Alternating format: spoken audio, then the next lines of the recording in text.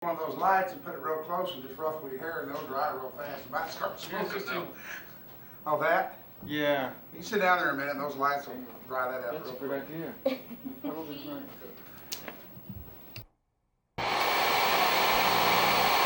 Intel or something like that. Some kind of word like that. It was all shot in Texas. Oh yeah. Yeah, Except for there's a couple of the shots, the stuff with the chocolate. Yeah. That was done in Los Angeles. But that was on soundstage. Yeah. Yeah. And there was another thing that was done on the soundstage, the stuff where I'm driving the car and there's a screen behind me, like they used to do in the old movies. Yes. And the stuff on the screen is all from Texas. That's all from, most of it's from around, I think, Crescent, Byrne, that area.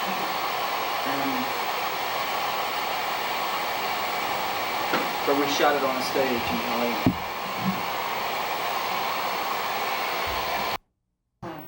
Well, you know all the precautions to take, I'm sure. They really mess up your trip if you go down and get sick. It really can be miserable. But anyway, when you were at... Rolling now. Well, David, it's nice to see you again. We talked very briefly when you were here shooting True Stories. And at that time, we really couldn't get into too much about the movie. But now that I've seen it, I have to tell you, I like it so much. Thanks. It's so entertaining, and it's just fun to look at.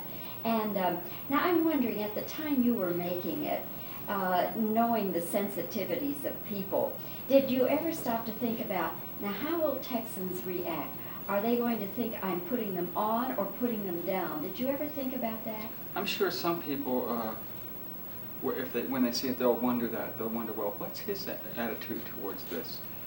And my attitude was I really liked everybody I met here. And some of the stuff that people were doing was kind of funny and kind of kooky. But I think that was on purpose. I don't think, I mean, some of the stuff that I saw in parades, there was a parade, and there's a group in Plano that it's businessmen and they push lawnmowers in the 4th of July parade. And come on, they're not really serious. They're having a good time. And we're supposed to laugh. It's that kind of humor. When was the first time you ever came to Texas?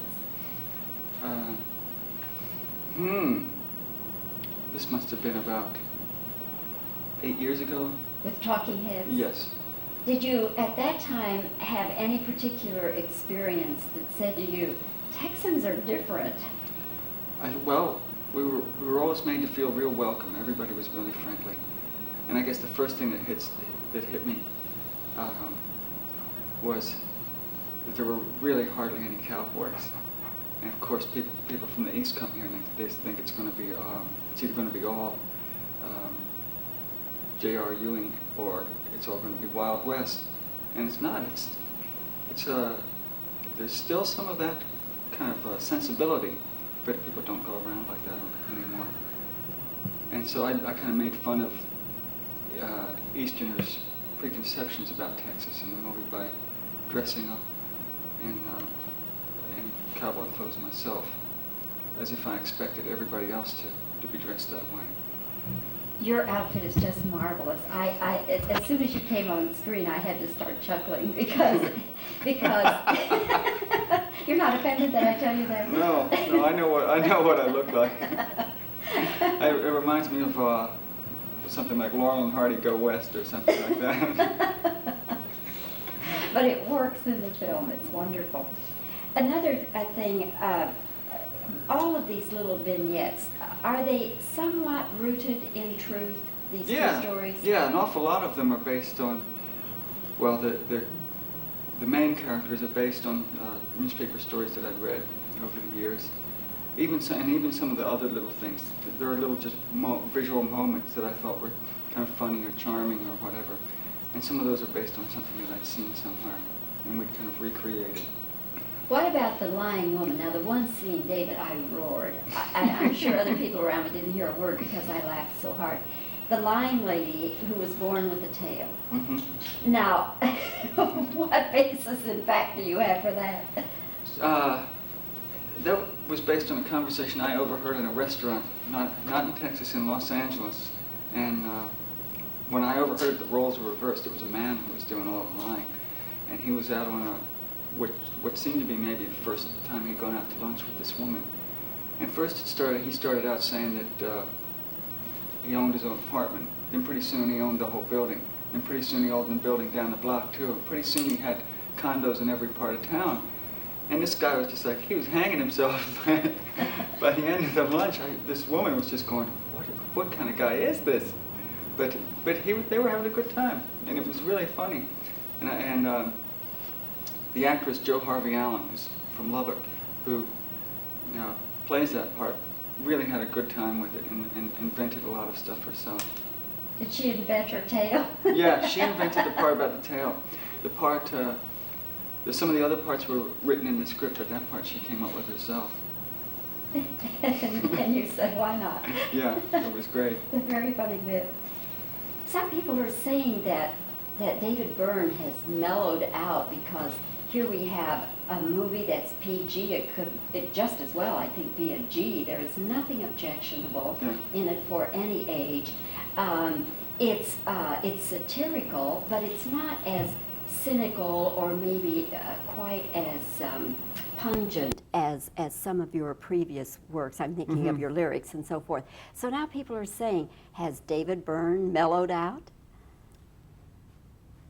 They could say that if they like. I think part of what I'm saying in the movie is that there's a lot of people doing really interesting things out there, and and part of the movie is kind of an appreciation of these people.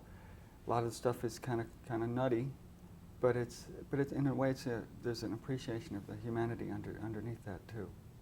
Was it always your intention to keep it PG? In other words, you never had any thought of using language or sex or violence or anything? Yeah. Yeah, you always wanted to keep it PG? Yeah, I always wanted to keep the movie very, very clean. I don't know why, but I guess I was seeing, there's plenty of other movies that were handling lots of the other stuff. And I felt that for the kind of things I was dealing with in this movie, it didn't need any kind of shock value like that to get it across. This, of course, is your directing debut, and I think most people will have to say that it's a very fine debut. But I've never talked to any director, even the seasoned ones, who, if they had the chance to do it over, wouldn't do something differently. So what would you do differently? Oh, I have to, that's a good question. It's like, it's like take me back, 8 months or so, and now you can have the chance. We're going to transport you back in time, and now you can fix that shot, or now you can redo that scene. There was a scene we wanted to do. I don't even know if it would have worked, but there was a thing that we didn't do for budget reasons. It would have been too expensive.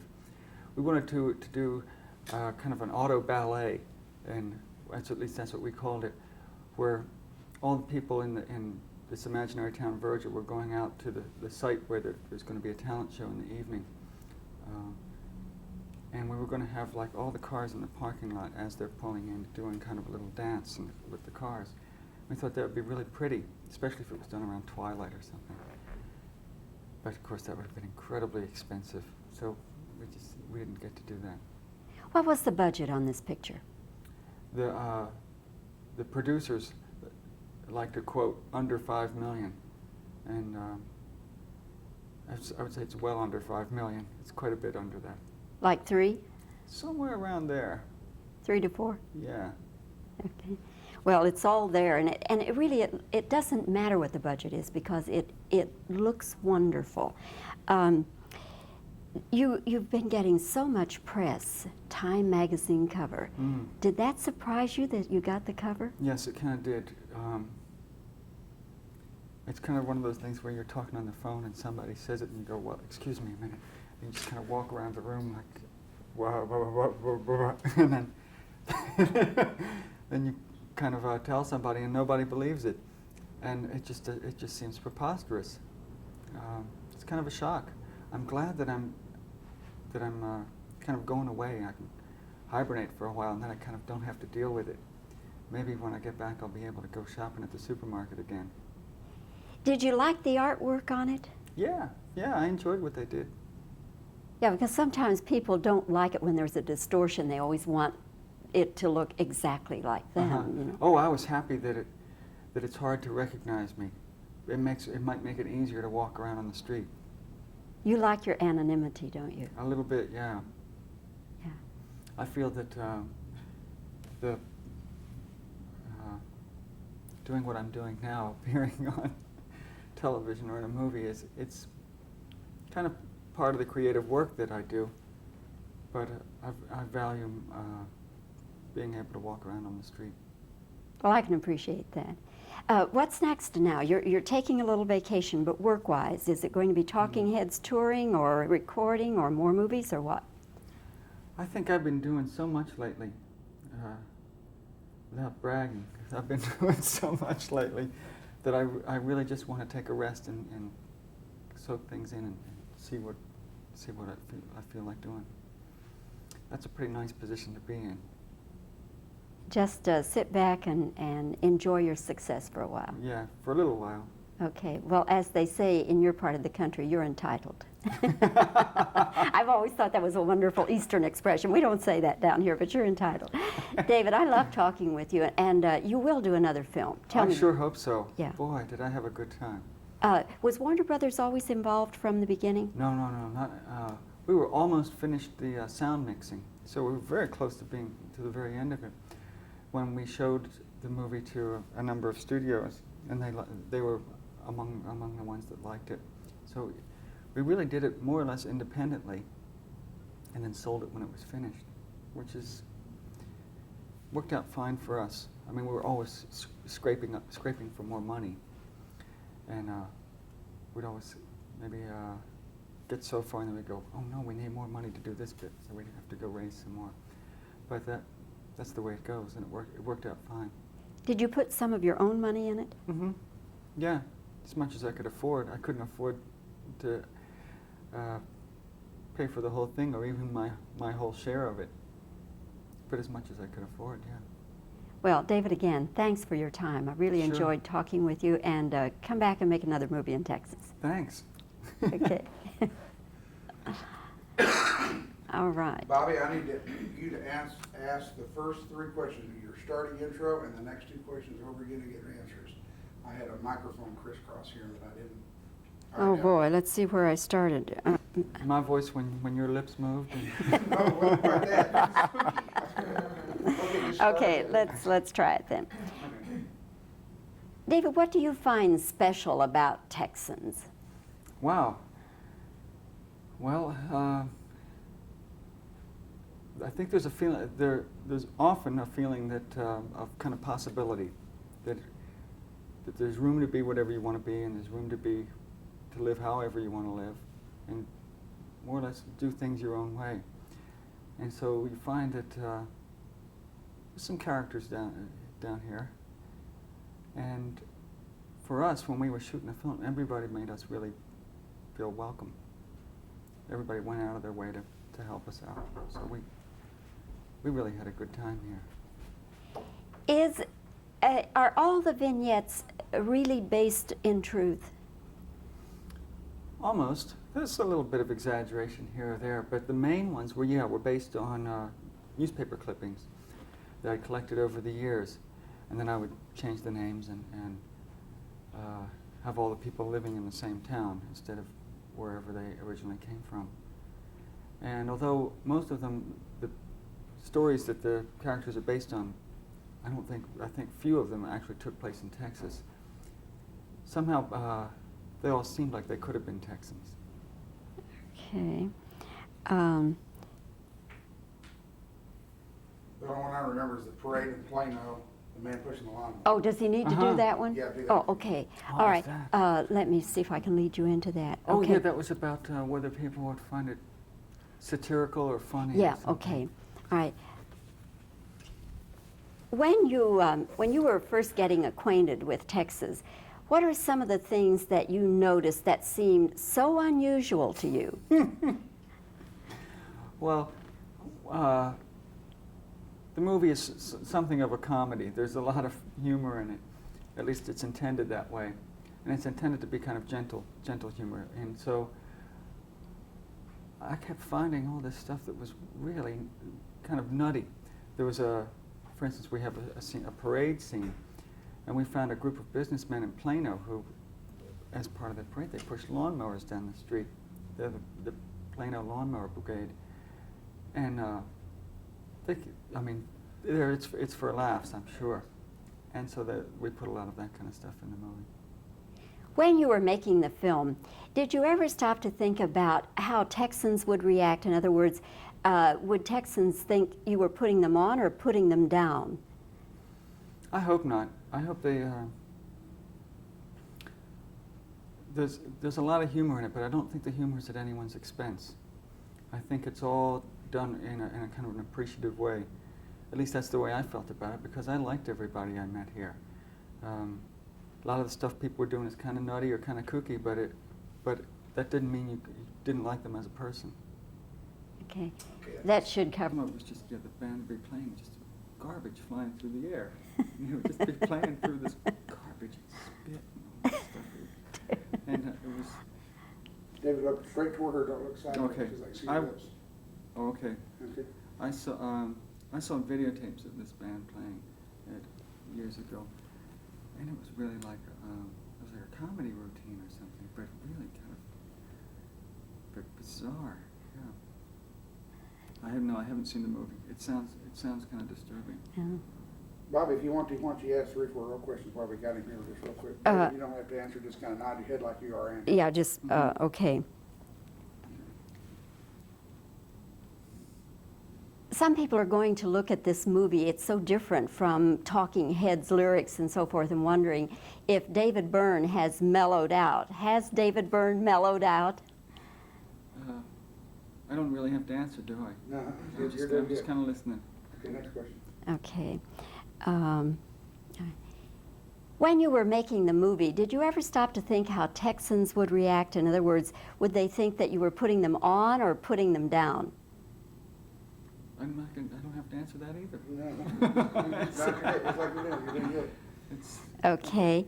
All right. You ask the question and just Okay. No, I don't have to answer I'm not that. going to say it. I played the film. Okay. Were you surprised about the Time cover? Oh, yeah. I can answer that. Okay. Did you like the artwork on the cover? Yeah. I'm trying to think of. Okay, that's fine. what movies All right. I've seen lately. Let's see. Let's just do, while we've got it, we'll just do it this way and finish it off. Okay. Okay. All Are right. you going to make any more movies? I can work that. Okay. Even seasoned directors I know always say, oh, if I could do it over, I would do this differently, that differently. If you could do your movie over, would you do anything differently? You don't have to answer that either. Okay. Just a question about how you got the little parts, the newspaper clippings. No, I don't need to do that, no, because a lot of this is going to be B-roll. Okay. Mm-hmm. I do need a couple of Should I times. talk? Very good, Bobbie. I need also a laugh. Oh, from either of us? People know. Let me see. What did I say? No, that's okay. I can laugh on cue. Don't worry about it. Are you rolling or is Oh, something yeah, happening? no, Oh, okay. good. All right. Good. Keep laughing. No, I haven't seen Sid and Nancy, but what did I see? I saw Color of Money a couple of days ago. And I really thought there were great performances in there.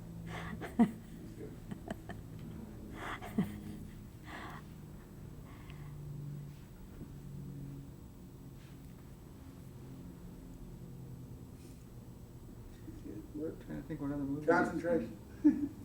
I went and saw Aliens.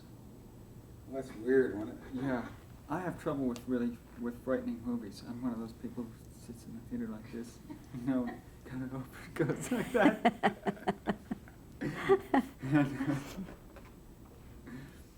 You think you got it